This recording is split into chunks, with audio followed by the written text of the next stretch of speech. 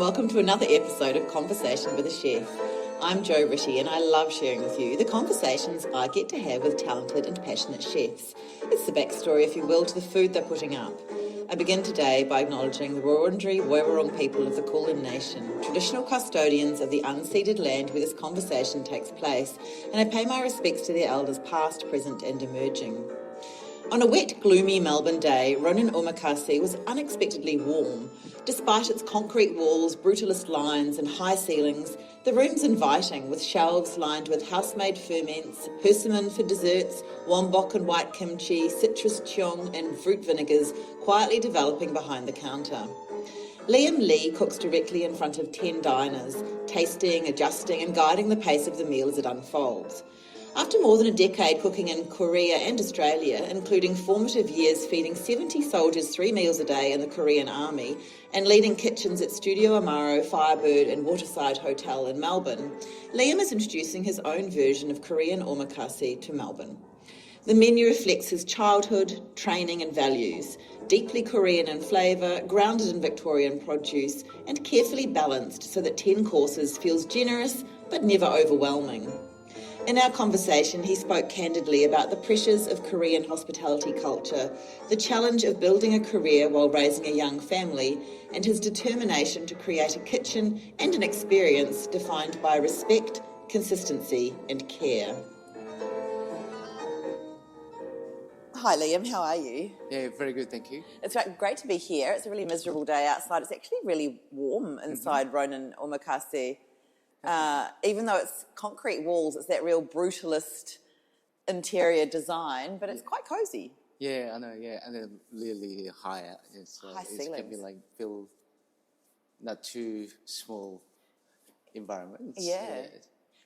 Are there good acoustic panels in here? I feel like. Yeah. And then as you see there over there, I just started like few kind of house-made fermentations. Oh yeah, on that beautiful wall. Yeah, so we have some kind of like persimmon just on the like fermented. So I'm gonna use them for desserts currently. Okay. And the right hand side there is some like house-made, the wombok kimchi and the shallot pickles. Okay. And we just call it dongchimi, like fermented like Daikon wombok kimchi, the white kimchi as well. Okay. And on the top, all like kind of like a dessert stuff like orange cheong, which means like kind of like to make the tea or egg, and then pineapple vinegar and kumquat vinegar, something like that. So how long will they ferment for? It depends on the like weather and then the temperature. So some of it takes like 3-4 days, and after that I just chill in the fridge. Okay. And then some of it I can just leave them like 6 months. Oh, really? Or 3 months. Yeah, it depends on the So do you need a good temperature in here, like a steady temperature? Yeah, basically we just set up like 20, 22, like basically the restaurant, but every day, single time, just I check. So like if it's too bubbly, which means ready to storage in fridge. Yeah, it's so really nice. I have to taste it like kind of like during the service time. Oh, do you? Yeah. Oh, right. Okay. So if it's to let them to like outside too long, and then it goes like getting sour. So. Oh, okay. Yeah, wow. Oh, that's exciting. And it's always good to for people to see your process as well, to see the things that you're making, I think. Yeah. So there's a kitchen out the back, so that would be for all the prep things. Yeah. And do you want to later on? Yeah, for sure. Yeah. I'm always keen to look at a kitchen. But then you are here all evening in front of the guests. Yes. Yeah. So it's just only 10 seats, and it depends on the booking. And also we currently just kind of like working on like function, like private function. Oh, okay. So 2 weeks ago, what we actually done was we did the VIP functions. Yeah. It's like 50 guests for standing kind of function that was. So Yeah, we just kind of like let them know we'll be changing to Korean omakase. So everyone just enjoy like sake cocktail pairing with the actual like Korean like canapé style of the food. So we serve that. Yeah. I know, so that's quite a change, and Ronin must be one of the first places to offer Korean omakase. Yeah, and not just for like Ronin. I think this is first time in Melbourne. So exciting, and also on the other hand, kind of like challenging because they just kind of like focusing on like it's first. So yes, that makes me a little bit like push myself all the time. So all eyes are on you. Yeah. And so have you done anything like this before? So I've done many like pop-up. So because I just started the like thinking of the to open my own Korean omakase style of the business. So I looked at the location from last year, but obviously my boy just 1-year-old boy just came in the world. So do you know it's surprising how many chefs I speak to who start new things and also have babies. Like, I don't know if that's a thing, but it feels like it's really there's a lot of new life, new venues. Yeah, it's the really good things, but the other side is very hard, and then sometimes looking after my wife and of course the kids as well. But recently I didn't have much time to spend time with them. So it's a bit sad. Yeah. So you were looking for your own place, and then how did this come about that you ended up at Ronin?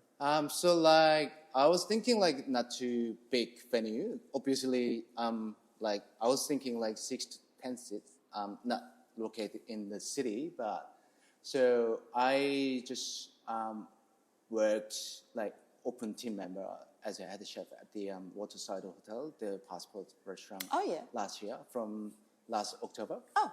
And then I love it up there. Yeah, and then the times my wife just came back from Korea with my boy, and that was really hard. And then my life is totally changed, and then something like that. So as you know, the newborn kids and looking after them. So I just decided to resign, and then just took a time off like 7-8 weeks. Yeah. And then I just wanted to start a little bit something, like small job or working at like daytime shift and looking after family, something like that. And then one of my chef friends just recommend the Ronin as a lunch chef. So it's very flexible, and then just lunch chef means just started from like 10 and then finishing 3 or 4. Yeah. So I'm just keen to work there, and then after that, just 2 of our owners just reached me out, and they probably read through my whole resume. And then are you sure you'll apply for the for lunch chef? So I said, yes, at the moment, and I just explain my situation for now, and so and then we just actually catch up. So usually the owners is not really have a meeting or catch up with the lunch chef. So I feel a little bit awkward, but first, I mean, it's good to see them. So and then we just had a meeting that was like 2 months ago, and the conversation not just for the lunch. So they want me to do something more about it. So I said that just give me a time of little bit time and for a week, and then let me get back to you guys. And I was actually thinking what I'm gonna do here and what we're gonna change it from here, and then think very seriously and looking for my family first, and then so I did the food tasting twice. The first one was modern Japanese style, so I don't like the too bored job. So daily changing menu or something like that, something creative, something not everyone's doing it. So first the tasting was the modern Japanese style, not just make the sushi on the rice, the things, to use the Australian products and local supplier. Things like that. And then the second one is I'm Korean. I was born in Korea and worked in the Seoul many kitchens. So the second one was like the Korean omakase style. Right. And then I feel more comfortable and then just for sure. Yeah, because I'm Korean. Yeah. Confidence. So, but I can do these kind of cuisines better than something else. So all the owners, my work partners, they like the second choice. So that's why we decided to open Korean omakase. Yeah. Well, you were probably maybe you were slightly pushing the Korean one because you feel more comfortable with it as well. Yeah. Maybe that came through. So did it launch on Thursday night? Yeah. So just day before, and last night was our second. How'd it go? So, yeah, it was great. It was great. So it's kind of like PR company keep just approaching and let the customer know that some of the article good for the wine magazine and brochure situ, so something like that. So the first week wasn't really many people booked, but slowly we already kind of fully booked from the following week, something like that. So I think we are getting busier. Yeah. And the service-wise, we actually trained front of the house and the chef together last week. We spent the time focusing on service first. And then obviously this is 10 seats, so we are actually planning to open the public bar plus 2 sitting. But for now, I'm just focusing on the one session, which is 10 people, 10 customers first, and then see how we go. So what time is that session? 6 o'clock? 6 o'clock, and it depends on the speed of the, like, some customer eating late or some guests sometimes are late. Yeah. So it depends on the day by day, you know. Yeah. So every day kind of different. So this is a really different kitchen because I worked many open kitchen, especially like even like Studio Amaro or somewhere like really exposed like in front of the customer. But they are sitting in front of me. Right there. That's right. So I'm just working on the side, you know, just beside. So how was that? Yeah, it was good. And then some customer doesn't really like to talk. So it really depends on the customer. Do you like to talk? Yeah, I love to talk. And then I want to see what they like it and what they don't like it. And then to make the really good feedback to improve myself or our team. Yeah. So the first night was really everyone quiet, the customer. So I didn't talk much. But yesterday was a really good vibe. 8 people just sitting there. Yeah. And then they enjoy the meal, and so that makes me happy. Does it feel like it has to be a performance? Do you have to do... Yeah, I do some of the, like, I don't really like the crazy things. So my, this concept and my goal is everyone just having and then good experience about the Korean. So not just like classical dishes or old school dishes. So something very creates, refined. So it's kind of like modern Korean style. And also some performances actually to going in. So like, for example, the main courses, we do short ribs. We call it galbi. Short ribs, Angus beef, short ribs, and a really good marbling. So I just set up the like small hibachi and then just grill it. Oh, that's cool. Yeah, so yesterday everyone just taking videos and stuff. And I bet that smells delicious. Yeah, it smells delicious, but end of the night we need to open the door. Yeah, that's right, that's right. It takes like 1 hour to get a little bit of the smell and then it's really cold outside. So that kind of like few performances, of course, some put some garnish or like Ossetia caviar on the dishes and some of the Tasmania or local the unis on the top of the dishes. Some kind of like small elegance or small performances that makes them something special for customer. Yeah, for photos. And also for eating. And so how many courses or how many bites are there? Yeah, so we do have like basically the 10 courses menu. And also this is actually opening month, so I won't be changing the menu for this in 3 weeks. So some of our signature menu, of course, it won't be changed. Okay. But basically 10 courses menu. So, and then 1 welcome dishes and some snacks like entree and our signature 3 snacks in 1 plate, 3 small 1 bites. Yeah, what are they? So it's like called like tuna gimbap, and then the yukre, which is a beef tartar, the Korean style of beef tartar in the middle, and then lastly crispy rice cake inspired from the Korean radish kimchi.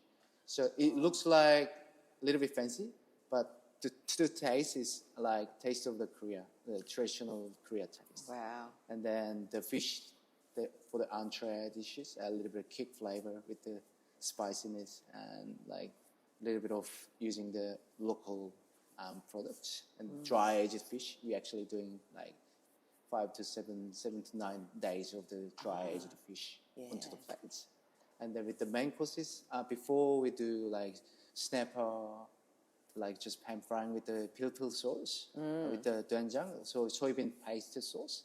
And main course, obviously, before the main courses, we do kind of like Korean style of the noodle with the Hokkaido Japanese scallops and Ossetra caviar on the top. Oh. So they're having the raw things first, and then we just pulling up the like broth, hot broth, and the cleanser courses. Also, we kind of like local fruit vinegar supplier. So one of my chef friends, he started the business recently.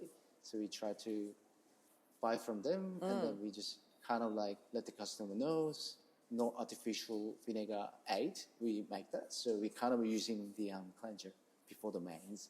And the main course is coming, a lot of like complement dishes. Short ribs with the banchan, all the house-made kimchi. I always just show them this is our house-made kimchi and daily changing. And with the clay pot, kind of like sotbap dishes.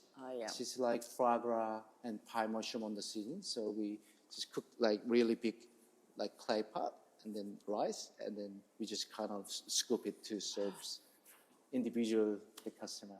Oh, sounds so good. Yeah, and plus desserts. Oh, yeah. Desserts plural. Desserts. It's the last desserts menu. So we do have mishgaru panna cotta. Mishgaru is the Korean grain, and so a lot of like storytelling in my childhood. So persimmon, obviously, we just kind of let them ferment it, and then mascarpone with the chestnut cream. And I love chestnut macadamia nuts on the top. So the mostly like the people like the dessert. That's amazing. So how long does that take? 3 hours? No. I try to do like hour and a half to hour and 45 minutes. Yeah. So to be honest, in my experience, longer than 2 hours, it's a lot of sitting. They probably just go to the bathroom like Yeah. frequently and feels a little bit bored. Yeah. So just try to do like kind of do one by one dishes, but some of the entree dishes a bit faster, and then on the main courses with some performances, and then make them enjoy. And how do you have to really consider balancing, richness and the lighter things so that people can have those 10 courses and not feel uncomfortable? Yeah, I'm still thinking. So like this is obviously like first week. So I was actually thinking we offer like $185 per person. Oh, that sounds good. Yeah, so wow. My I was thinking like it hasn't to be over 200 because some people think that this is actually obviously first Korean omakase style, and then people just spend a lot of money in Japanese omakase, to be honest. Even they pay like $300, $350 some of the places, or even $250. Like just overall in regular customer, just they think that Japanese omakase they pay more. And if you find, but to be honest, Korean omakase first time in Melbourne, I wasn't actually sure how much we charge for it. Yeah. But the other side, I was thinking. Not too expensive, but also not too cheap in between. But if we offer like 185, but also offer more like compliments or to using the really good product from the supplier. So at the moment, I just don't think about the revenue, and then just to make the customer like satisfied. Yeah. So I think it's pretty good. Yeah. The price and then the cost is. Like 10 courses. And they're matched drinks? Yeah, we do have we started the Korean premium soju, as you see on the second shelf on the left. So there are 5 premium soju. Wow. We received from one of the supplier in Sydney. So only one Korean premium soju supplier in Sydney. And then rather like just kind of like cheap version of like drink you can buy from the any like Korean supermarket nearly here. But the thing is, if I'm just selling like just kind of like pop style of the beer or soju, obviously this is a premium omakase restaurant, and then if you're selling just like cheap beer or something like that, probably they're not really satisfied. So something I also haven't tried that. So we just kind of like the food pairing on that. And then another option is we have a lot of sake on the menu, and the cocktail, 3 cocktail, the signature cocktail, and then two of them we're using the actually Korean soju or Korean wine, so to use that, and something very different to other places, I'm pretty sure. And lastly, we have the mocktail, so like kind of like sparkling green tea or sparkling mocktail. Yeah. So a lot of like options. Yeah. And then I've seen many people not order much wine.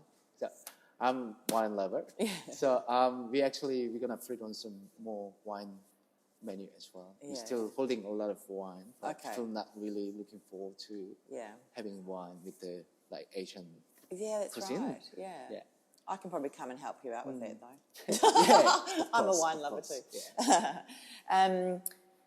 You've spoken quite a bit about the produce and the suppliers, and I know that you care a lot about Victorian produce and using good quality things and supporting local producers. Yep. How does our produce marry with Korean food? So to be honest, if I can get any product from Korea, imported from Korea, I can easily make some food.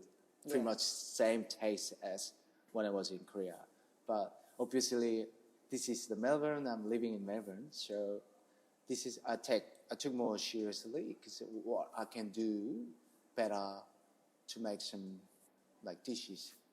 We are not in Korea, so first of all, I tried to get a many list of the supplier, especially the seafood. I tried to use the product from the Australia or New Zealand.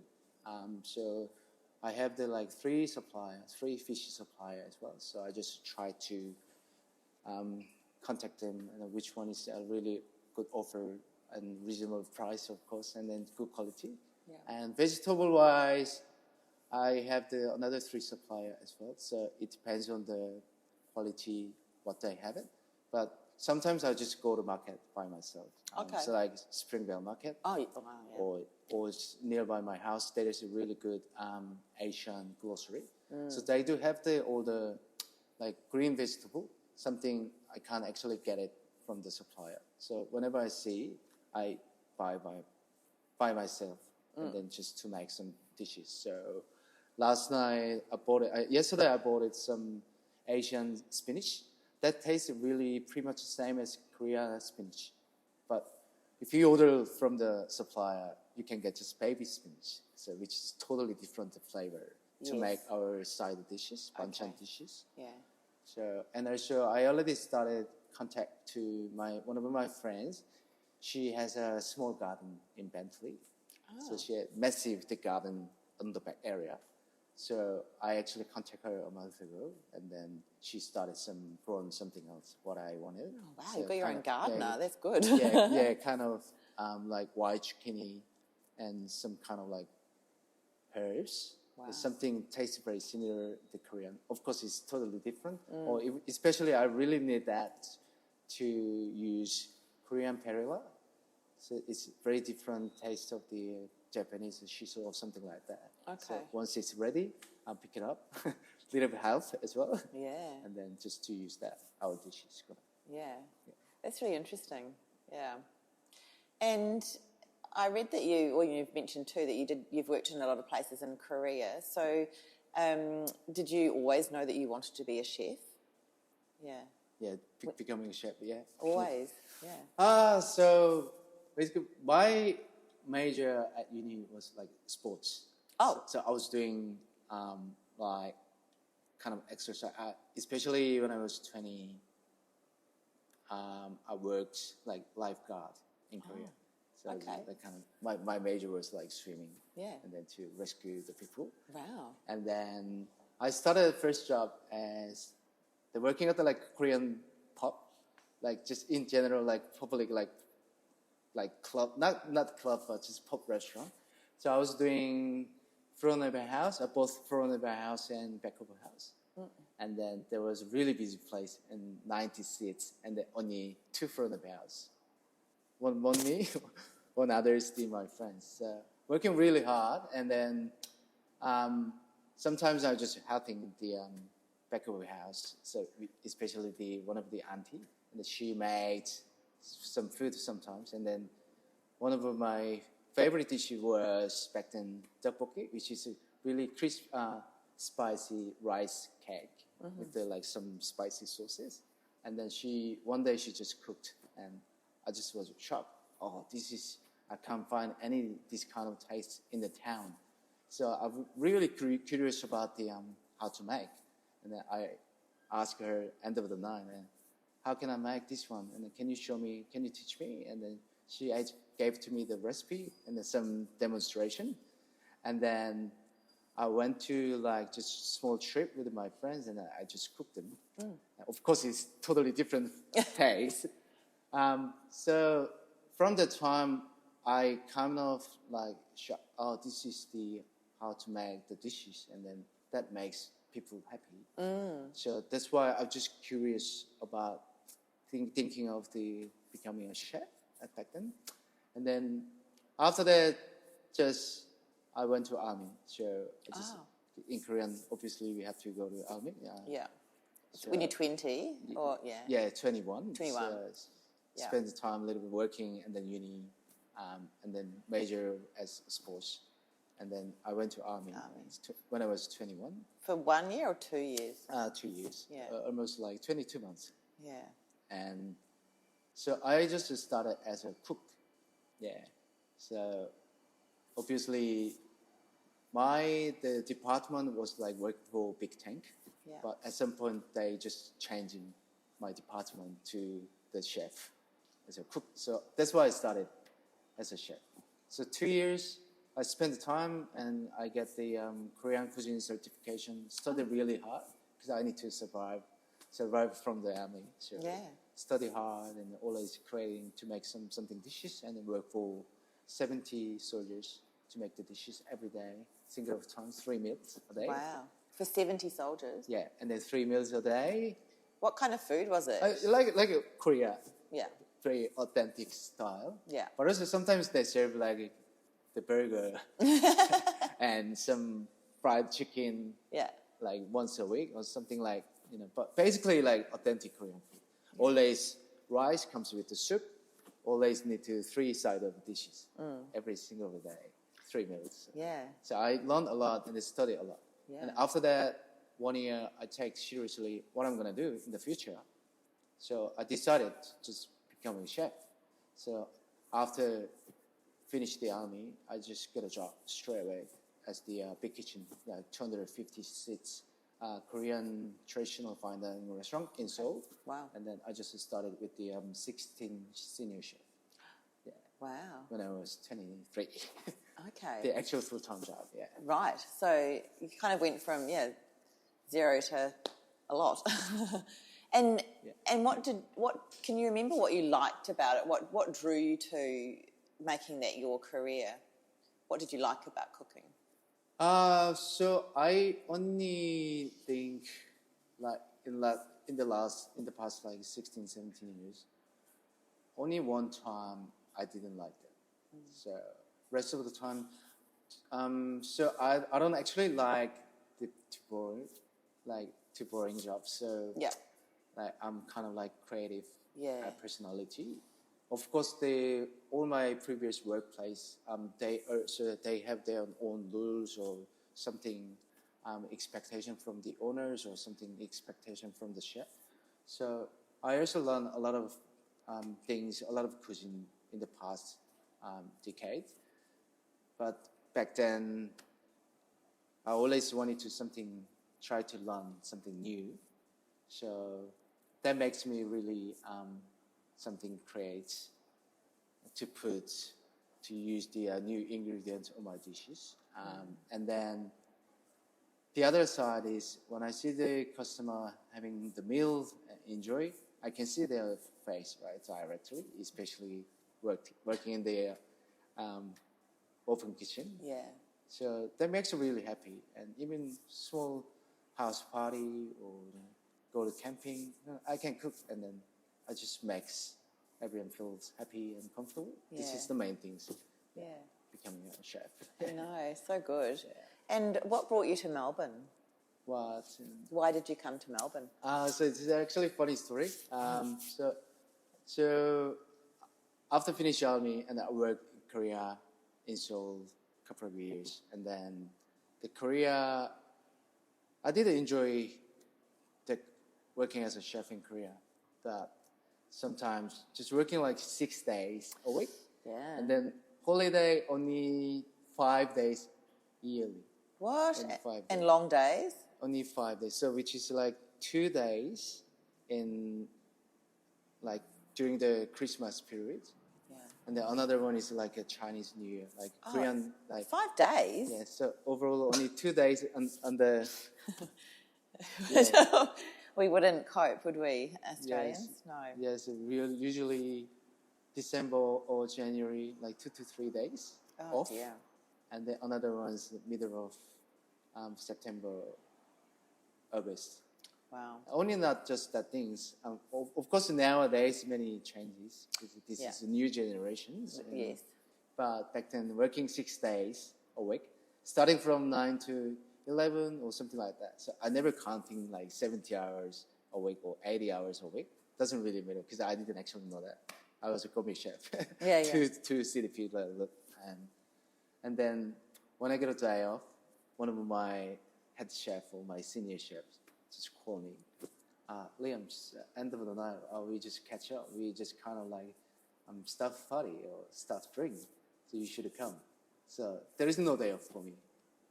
Because my day off and then next day is my head chef or executive chef day off. Oh, yeah. So I really hate that culture because they not respect my day off. So, which means no life balance. And I learned a lot of things from my senior. Like I had 16 people, as I mentioned. So that makes me really struggle my life balance. Yeah. And no holiday. And because I don't actually, I cannot think any other things, right? So only focus on work. Yeah. So which I really had it. So that back then I always think about it. When I becoming a sous chef level or head chef, I never ever contact to my junior staff on their day off. So, yes. Yeah, this is one of I hate that things. Yeah. So just to respect their life balance and then respect their day off. This is my kind of top. Yeah. Yeah, absolutely. Yeah. So that makes me really feel sick. Yeah. So, and then back then, one of my senior chef, he worked in America. And then my sister in Korea, she also went to America. So just overseas. So they recommend you should try to go to overseas to learn something about it. And then Australia was the easily get a visa back then. Yeah. Just apply for the visa, and then after 1 week, I get a visa. Wow. As the working holiday visa. Okay, So that's why I started. And spend the time, the working holiday visa, like 2 years. And then traveling from the Cairns down to Melbourne. So Melbourne was my last place. Oh, so you started in Cairns? Yeah. Wow. So I used to live in Queensland, and then my first place was Byron Bay. Wow. So I'm kind of like Queenslander back then. So I worked at Airlie Beach Hotel and Airlie Beach, like Pepper's Coral Coast before, as a first job in Australia. And then traveling down to Melbourne, and then was going to go to Tassie, but I didn't have enough money, so I just started working. Yeah. That's why until now. Until now. So how long has that been? Like more than 10 years. Oh yeah. So So you're not. Did you ever get to Tasmania? Have you ever? No, supposed to go there, and then I spent a lot of money for my traveling. Yeah. So I needed money. to get a job just straight away, and then I just working in the kitchen in Melbourne. Yeah. And then until now. Yeah. Does it feel like home here? Yeah, of course. Yeah, because I'm spent like 10 years. Yeah. 10 plus, like 10, 12. And then, And now you're the big name in Melbourne. So great. Congratulations. Yeah, thank you. Yeah. So you've really worked up from, such hard beginnings and to see your name in all of, Broadsheet and Situ and Concrete Playground. It's really amazing. Yeah, thank you. Yeah. Your family must be really proud of you. Yeah, I actually didn't say to my parents, but my wife is always support. So really appreciate. Behalf of my life. Yeah.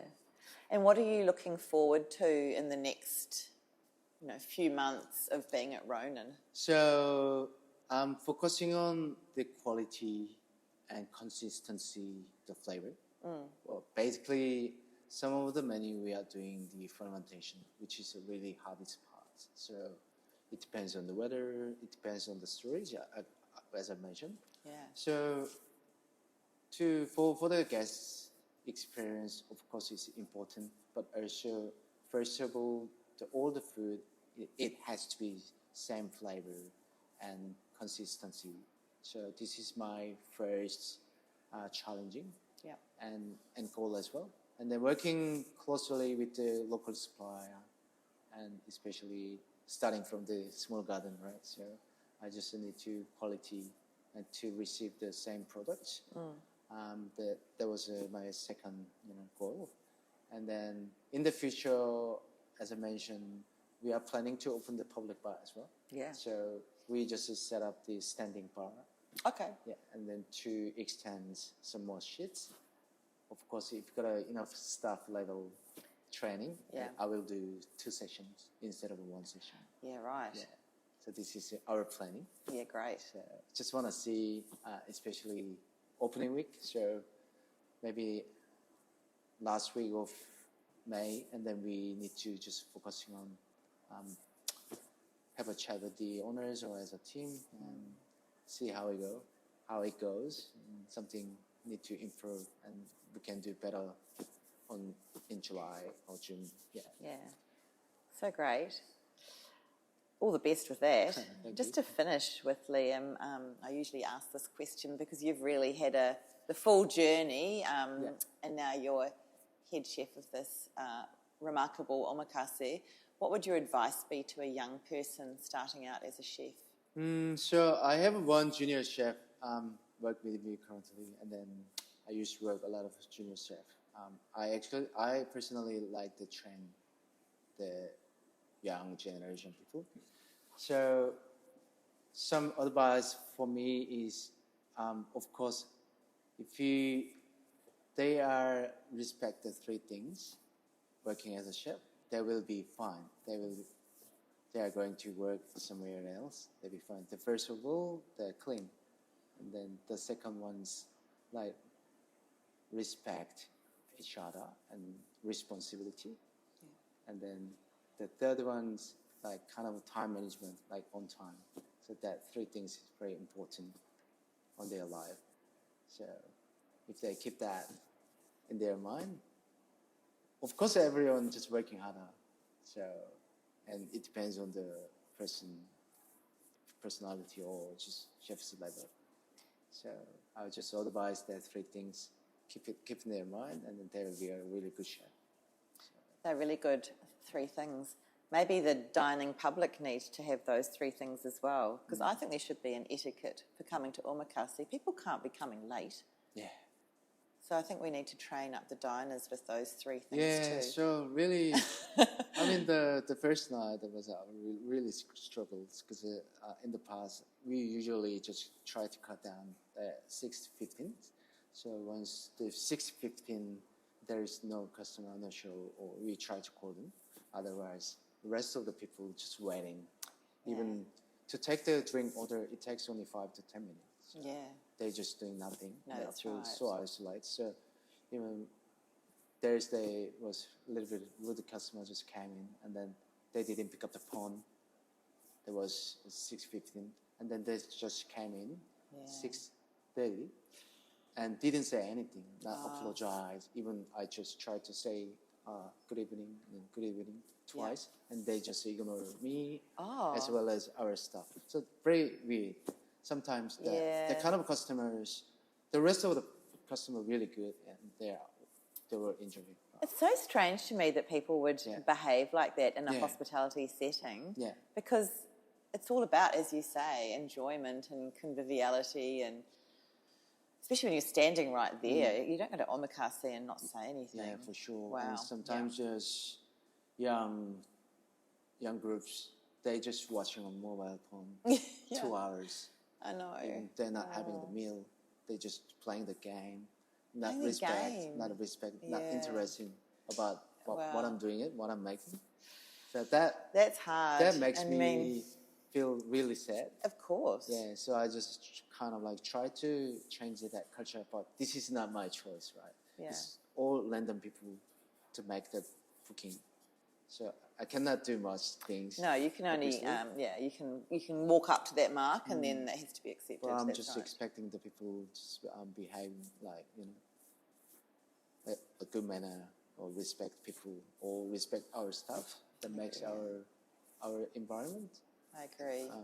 way better. Yeah, absolutely. Day by day. Yeah. Well, I hope that it continues to get better and better here, and I will be coming in to try it out because it sounds delicious. Yeah, for sure. So thank you so much for your time. Thank you very much, Joe. Liam, and I might get you to just show me the kitchen once we get off mic. No, Thank you. Thank you very much. Thank you so much for listening to this episode of Conversation with a Chef with Liam Lee at Ronin Omakase. You can check out all the goodness on Instagram at Ronin_Omakase. That's RONIN_OMAKASE. And if you'd like to hear more stories from other chefs, I'm also on Instagram and post every time I have a conversation at Conversation with a Chef. You can check this chat online and see if I've made any mistakes, or you could just read it on my website at www.conversationwithachef.com. And of course, you can follow me on Apple and Spotify podcasts. I would absolutely love it if you told a friend about my chats. I still reckon it's the best way to get these delicious stories out into the world. Once again, thank you so much for listening. Have a great day. Bon appétit.